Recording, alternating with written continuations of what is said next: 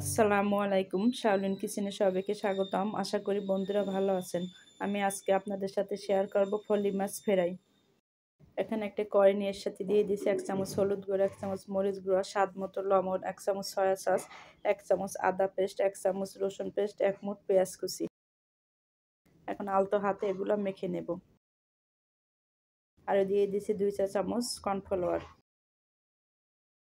এখানে আমি 3টা বড় আকারে ফলি মাছ কেটে দিয়ে পরিষ্কার করে সামান্য কেচে নিয়ে এখন এই মশলার সাথে ভালোভাবে মাখিয়ে নেব।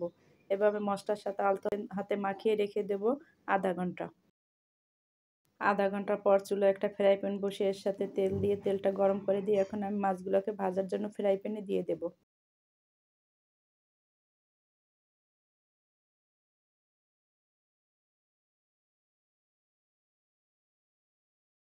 চুলার আঁচ মিডিয়াম করে মাছগুলোর এক পিঠ ভেজে নিলাম।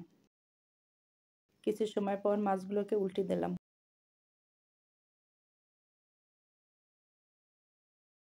এখন চুলার আঁচ লো করে আমি মাছগুলোকে ভালোভাবে ভেজে নেব। এখানে মাছগুলোকে আমি 2-3 বার উল্টে পাল্টে লাল করে ভেজে নিয়েছি।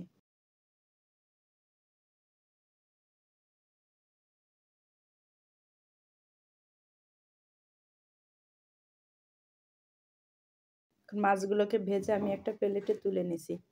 দেখুন বন্ধুরা, তৈরি হয়ে গেলে মুসমুসে দারুণ স্বাদের ফলি মাছ ফ্রাই।